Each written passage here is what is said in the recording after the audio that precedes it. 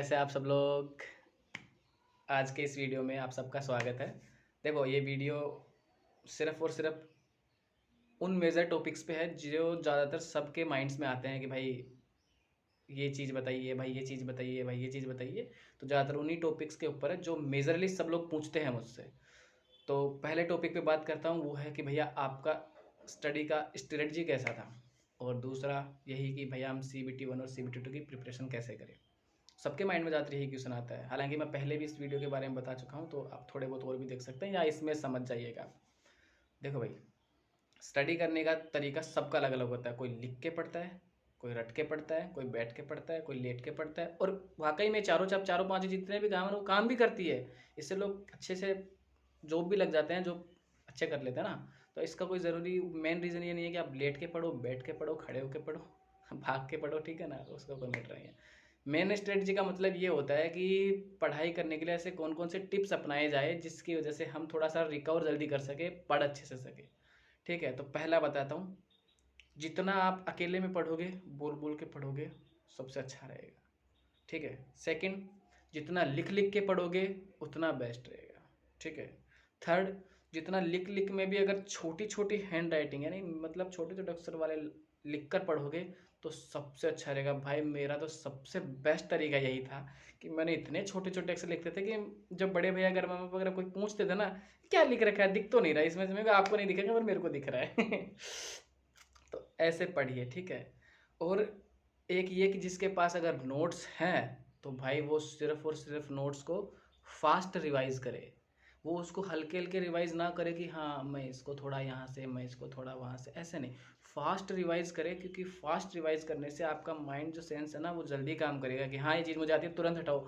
कम से कम जो अदर जो कॉन्सेप्ट रह गया है कम से कम वो करने के लायक रहोगे, अदरवाइज उस चीज़ को धीरे धीरे पढ़ने के चक्कर में कॉन्सेप्ट रह जाएगा। ठीक है। दूसरा, CBT 1 और CBT 2 के लिए मतलब प्रिपरेशन के लिए, तो CBT 1 का तो आप मैं बता देता हूँ, लेकिन CBT 2 का पहले आप छोड़ दीजिए। क्यों? क्योंकि CBT 1 का मेन पूरे के पूरे लोग एग्जाम देंगे, जबकि CBT 2 में 15 गुना पास होंगे। तो बहुत भीड़ कम हो जाएगी। ठीक है।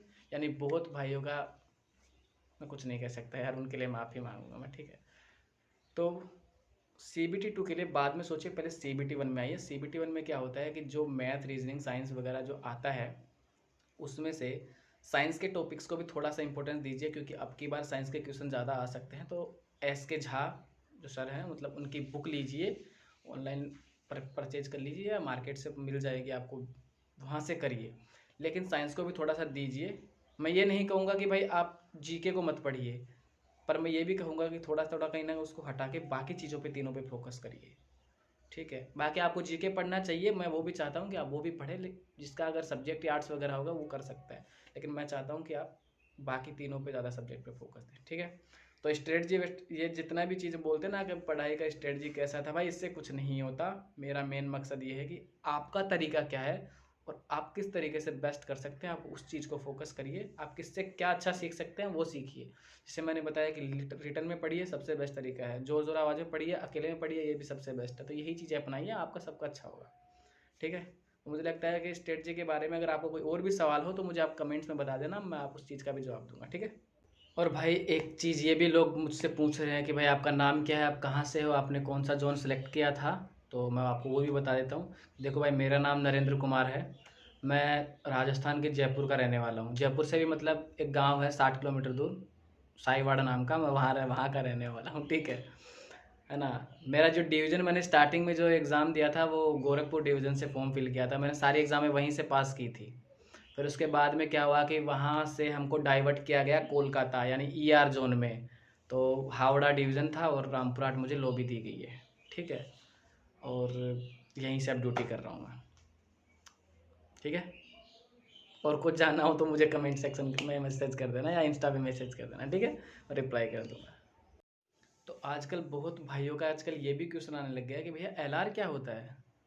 तो देखिए, LR का बहुत बड़ा वीडियो मुझे बनाने की ज़रूरत नहीं है, एक छोटे में शॉर्ट एंड स्वीट में समझाता हूँ। बड़ा तो है, हो जाएगा थोड़ा सा, लेकिन फिर भी बताता हूँ।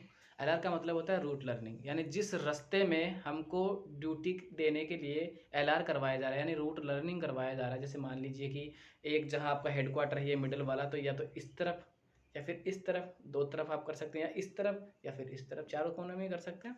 तो अगर यहाँ आपका हेडक्वार्टर है तो यहाँ से अगर आपको जाने के लिए अगर एलआर करवाया जाता है तो एक एलआर का मीनिंग ये नहीं होता कि बस जाओ और आ जाओ। एलआर का मीनिंग ये होता है कि कहाँ कहाँ न्यूट्रल सेक्शन पड़ते हैं, कहाँ कहाँ गेट सिग्नल है, कहाँ कहाँ पे किसी कौन सा सिग्नल राइट साइड में है, कौन सा सिग्नल लेफ्ट साइड में है, और मेनली कौन सा सिग्नल कितने किलोमीटर पे है। क्योंकि कई बार क्या होता है कि सिग्नल वहाँ पे नीचे गिर जाता है और हम उसको पार कर जाते हैं, पता नहीं रहता, जिस वजह से इसलिए किलोमीटर नंबर हम लिखते हैं बाकायदा नोटबुक में रजिस्टर करते हैं, ताकि पता रहे कि इस किलोमीटर नंबर पर एक सिग्नल है। तो कई बार वो ना रहे तो वहाँ पे गाड़ी रोकना ज़रूरी हो जाता है। डिस्टेंट सिग्नल को खैर अगर पास भी कर दे तो कोई दिक्कत नहीं है, लेकिन होम सिग्नल को, स्टार्टर को, इनको इनर होम को, एडवांस को, इंटरमीडिएट को, इनको पार नहीं कर सकते। वो एक बार तो किलोमीटर नंबर देखना ज़रूरी हो जाता है, जिसकी वजह से पता चलेगा कि भाई सिग्नल यहाँ पे है। तो एलआर का मतलब क्या हुआ? रूट लर्निंग, यानी उस रूट का लर्न करना जिस पे हमको गाड़ी चलाना है। रूट लर्निंग का मतलब रूट का ही लर्निंग नहीं होता, रूट लर्निंग इंजन का भी होता है, जिस इंजन में हम बैठ कर जाते हैं। ठीक है, हम किसी इंजन, जैसे मेरा WG12B का एलआर नहीं है, क्यों? क्योंकि मैं उसमें बैठकर अभी तक गया नहीं हूँ, ड्यूटी की नहीं है। तो ड्यूटी करने से पहले मुझे एलआर करना पड़ेगा उस चीज़ें के जानने के लिए। भाई इमरजेंसी कहाँ होता है, कौन चीज़ें कहाँ होती है, न्यूमेटिक पैनल कहाँ, मतलब क्या क्या होता है, व्हील्स क्या कहाँ होता है, कैसे, मतलब बाकी चीज़ें जो भी आप समझ सकते हैं। किसी चीज़ को जानने के लिए उसका एक दिन एलआर करना पड़ता है। तो ऐसे ही एलआर रूट लर्निंग, यानी रूट का भी लर्निंग होता है। तो ये था। और इसके अलावा रूट लर्निंग में और भी चीज़ें आती है, जैसे कि किसी भी तरफ का, जैसे मान लीजिए कि मेरे पास इस टाइम पे तीन तरफ का एलआर है, एक यहाँ से मालदा, एक बर्धमान, एक वाया GGB कोई मालदा। तो चौथे अगर अंडाल, अगर अंडाल वगैरह होता है, या मान लो दिल्ली तक अगर मेरे को कोई ट्रेन दे दे यहाँ से, तो क्या मैं लेके जा सकता हूँ? नहीं ना, मुझे पता ही नहीं सिग्नल कहाँ किस तरफ है, किस तरफ नहीं है, कौन से किलोमीटर पे है, कौन से किलोमीटर पे नहीं है। ठीक है ना, इंजन तो भले ही मेरा एलआर है, लेकिन मैं उस चीज़ में फिर भी नहीं जा सकता। इसलिए गवर्नमेंट यानी रेलवे का एक सीन है कि जिस बंदे का जिस तरफ एलआर है उस एलआर में ही उसको ड्यूटी दो, अदरवाइज वो एक्सीडेंट का कारण बन सकता है। ठीक है, यही आपके साथ भी होगा। आप भी जब रेलवे में जॉब करने लग जाओगे, इंडिपेंडेंट बन जाओगे, उस दिन के बाद में आपको जब ड्यूटी मिलेगा तो आपको उसी सेक्शन में ड्यूटी मिलेगा जिसका आपका एलआर है। ठीक है, मुझे लगता है कि आपको अच्छे से समझ में आ गई है। नहीं भी समझ में आ गई होगी तो आप मुझे कमेंट्स कर सकते हैं, मैं उस कमेंट का जवाब दूंगा। ठीक है। एंड एक भाई का क्वेश्चन ये भी है कि भाई आपने ALP की तैयारी इंग्लिश मीडियम से की थी क्या, या ऑनलाइन कोचिंग लेके की थी क्या, या ऑफलाइन कोचिंग ली थी क्या? तो देखो भाई, मैंने जो मेरी स्टडी की थी वो ना तो ऑनलाइन कोचिंग लेके की थी, ना ही ऑफलाइन कोचिंग लेके की थी, ना ही इंग्लिश मीडियम से की थी। मैंने आज तक LKG से, जब स्टार्टिंग में LKG चलती है तब से लेकर मैं जब तक, जहाँ तक मेरी स्टडी हुई है 10+2, वहाँ तक मैंने सिर्फ हिंदी मीडियम से पढ़ाई की है। ITI भी मैंने हिंदी मीडियम से की है, और अपने गांव में ही की है। गांव के अलावा मैं कभी बाहर भी नहीं गया हूँ। पहला मेरा बाहर है, जो भी जॉब लगने के बाद में मैं आया हूँ, अदरवाइज मैं घर के बाहर नहीं निकला हूँ। ठीक है, और मैंने सिर्फ और सिर्फ सेल्फ स्टडी की है, और घर पे बैठ के ही की है, इसके अलावा और कुछ नहीं की। ठीक है, तो आपको पता चल गया होगा कि मैंने हिंदी मीडियम से की है या इंग्लिश मीडियम से। ठीक है, वैसे ये कोई बताने का, कोई वीडियो बनाने का मेरा कोई तरीका नहीं था, लेकिन फिर भी मैंने बना दिया है आपके लिए कि आपको पता चल जाए कि भाई इसने हिंदी मीडियम से ही की है और बिना कोचिंग किए सिर्फ सेल्फ स्टडी की है। और सेल्फ स्टडी के लिए मैंने आपको चैनल्स वगैरह बता दिए थे, आप वहाँ से पढ़ सकते हैं। बुक्स ले सकते हैं, जैसे SK झा के लिए, SK झा का भी बताया है, वो भी ले सकते हैं। और भी ट्रेड के लिए तो मैं आपको पहले भी बता चुका हूँ कि जिस ट्रेड से आपने ITI कर रहे हो तो उसकी तो बुक अपने पास होगी ही ना, उससे सबसे पहले पढ़िए, वो सबसे बेस्ट है भाई, याद रखना। क्योंकि जो ट्रू, मतलब कहने का मीन्स जो क्या होता है ना, कि एक जो लाइव में खुद के पास रहता है एक अच्छा सा नोट्स, उसी का सबसे पहले वो मेन है, उसी से पढ़िए, वो सबसे बेस्ट रहता है। ठीक है, अलग नोट्स पे मत जाइए यार कि किससे पढ़ूँ किससे नहीं पढ़ूँ। ट्रेड का सबसे अच्छा रास्ता वही है, मैंने वहीं से किया था भाई। ठीक है, एक उन न्यूली स्टूडेंट्स के लिए भी, जो स्टूडेंट्स तो हैं लेकिन कहीं ना कहीं अगर रेलवे में पास होके आते तो वो कहीं ना कहीं मेरे साथी ही बन जाएंगे, ऐसा कोई दिक्कत नहीं है। तो उनके लिए भी एक बात ये है कि भाई देखिए, आप अच्छे से प्रिपरेशन करिए।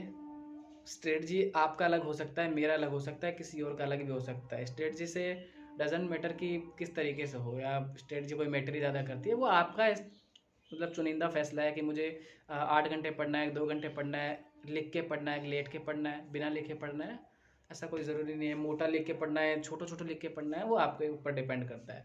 बट मैं आपको ये ज़रूर कहूँगा कि भाई आप वक्त दो उस स्टडी को, मतलब आप सब्जेक्ट को, जितने भी सब्जेक्ट्स हैं उनको वक्त दो। देखो वक्त भले ही आप अब कम हो गया है वक्त, क्योंकि अब एग्ज़ाम कभी भी हो सकता है, लेकिन फिर भी मैं आपको बता दूं कि आपके पास जितना भी वक्त है आप उससे भी थोड़ा सा अच्छा करने की ट्राई करिए। क्योंकि देखिए यार, समझ तो मैं सकता हूँ फीलिंग्स को कि एग्ज़ाम, ये कोई एग्ज़ाम इतने से लोगों के लिए यार, कितना लोगों का भीड़ लग रहा है, और फिर भी बट मैं उसमें कुछ नहीं कर सकता यार। इसलिए आप अच्छे से पढ़िए, और कोई भी अगर मेरे लायक कोई बात हो तो मुझे ज़रूर बताइएगा कमेंट सेक्शन में, या फिर इंस्टा पे भी मुझे मैसेज कर सकते हैं। ठीक है, चलिए अच्छे से ध्यान रखिए। ठीक है, एक बात एक और, अच्छे से पढ़ाई करिए, खुश भी रहिए, फैमिली को भी खुश रखिए। ठीक है, ज़्यादा सोचने की ज़रूरत नहीं है, अच्छे से सब कुछ होगा। ठीक है, बेस्ट ऑफ लक। फाड़ के रख देना है भाई, उड़ा उड़ा के मारना है, ठीक है ना, पेपर को।